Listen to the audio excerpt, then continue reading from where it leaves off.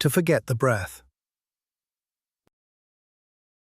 To forget the breath, one must first know the breath. I always laugh a little inside when I hear a Dharma teacher or meditation teacher say, "Don't think about your breath, just let it come naturally." All right, and how exactly does one not think about the breath? It is like being told not to think about a pink elephant. Super unhelpful. None of us learn anything without first learning the basics and slowly building skills until they combine into the complex behavior we were after. I used to train and handle search and rescue dogs.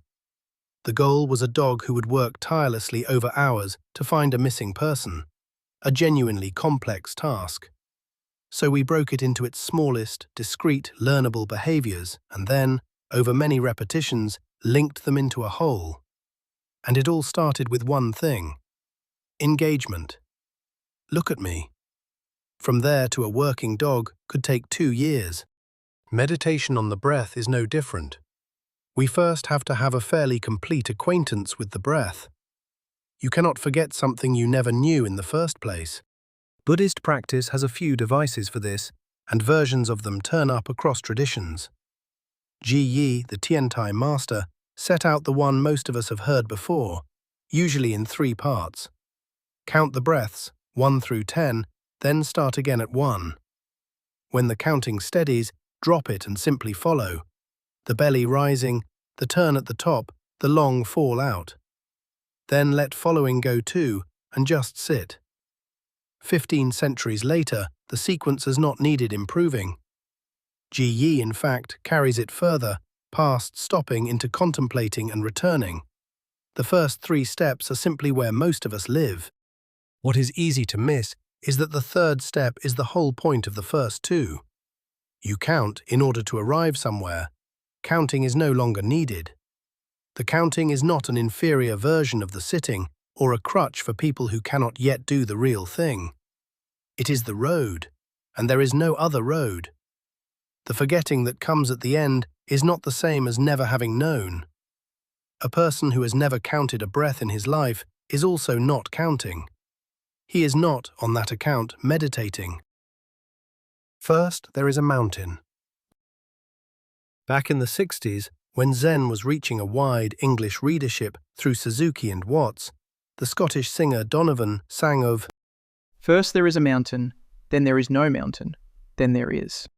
The original comes from the Chan master Qingyuan Weixin.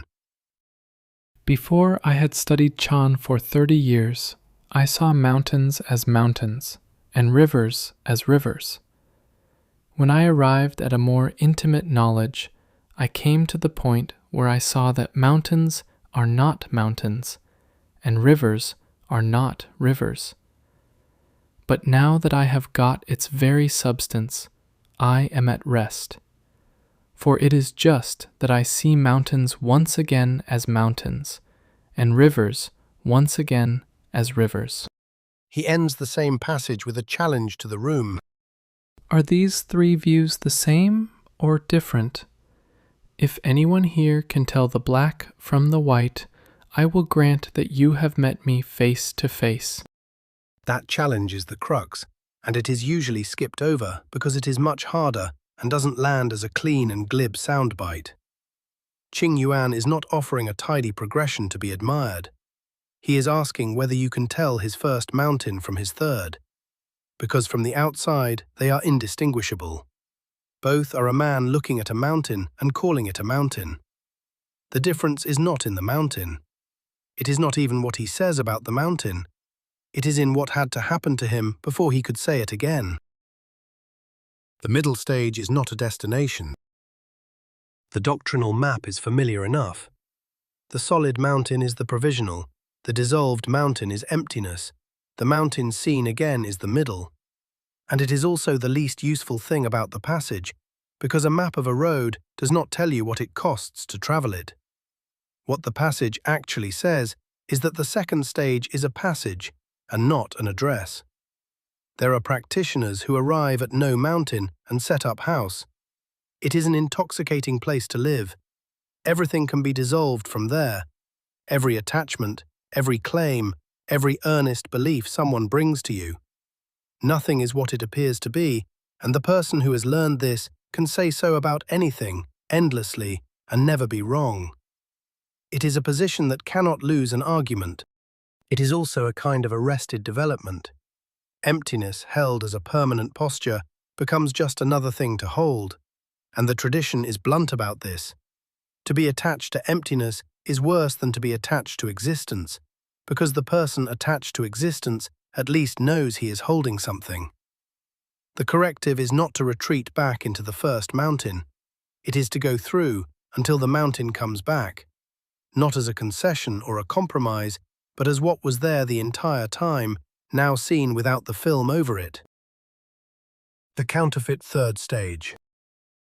Here is where Qingyuan Weixin's challenge to the room becomes practical, because the third stage has an imitator that is very hard to detect from outside, including from inside your own head. The imitation goes like this. Someone hears that the destination is ordinary. Mountains are just mountains. Chop wood, carry water. Nothing special. And this is genuinely appealing, especially to a person who is tired, or who has decided that the middle stage looks like a lot of unpleasant work. So he skips it. He arrives at plainness by never having left it, and calls it arrival. You cannot tell the difference by listening. Both men say the mountain is a mountain, and both may say it with the same untroubled face. The difference is that one of them has been through the dissolution, and one has not. And this shows up not in what they say, but in what happens when the ground moves.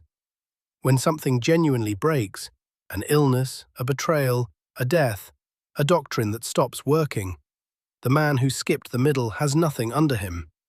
His plainness was never tested. It was a preference. This is why the sequence cannot be run out of order, and why no teacher can hand you the third stage. It is not information. It is the result of having done something. The daimoku, 3 times. I have watched this play out in chanting for close to 50 years, in myself and in others. A person begins chanting Namu Myoho Renge Kyo without knowing what the words mean or where they came from. The syllables are simply what one does. This is the first mountain, and there is nothing deficient about it. Nichiren was clear that the beginner who chants with faith alone is not practicing a truncated dharma. He is standing at the source and drinking. Then, if he keeps going, the questions arrive. What is this actually? Who receives it? Is anything out there listening?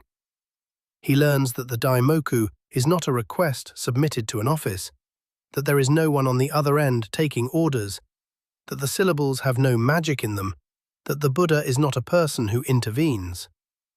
Whatever he thought he was doing, he was not doing that. The mountain is not a mountain. This stage is not comfortable, and it should not be. Anything that survives it has earned its keep. And then, some morning, he chants. The same 7 syllables, the same breath, the same tempo, the same 3 or 4 recitations on the out-breath. From across the room, it looks exactly like the first year. It is not the first year. Nothing has been added, and a great deal has been removed. And then there is one caution, which I offer mostly to myself. The third mountain is not tenure. Qingyuan says he is at rest, and I believe him, but I notice he does not say the first 2 views were destroyed, only that he passed through them. Certainty attained in a good hour should be checked against a dry morning some weeks later, and on that dry morning a person may find himself back at the base of the first mountain, counting breaths again, 1 through 10, beginning again at 1, which is not failure. It is the road. It is the only road there is. It is what I used to tell handlers whose dogs had come apart in the field and would not be recalled to the work. Go back to the beginning and start with engagement. Look at me. Everything else is built out of that one small thing, and it is never beneath you to return to it. To forget the breath, one must first know the breath, and having forgotten it, one may need to learn it again.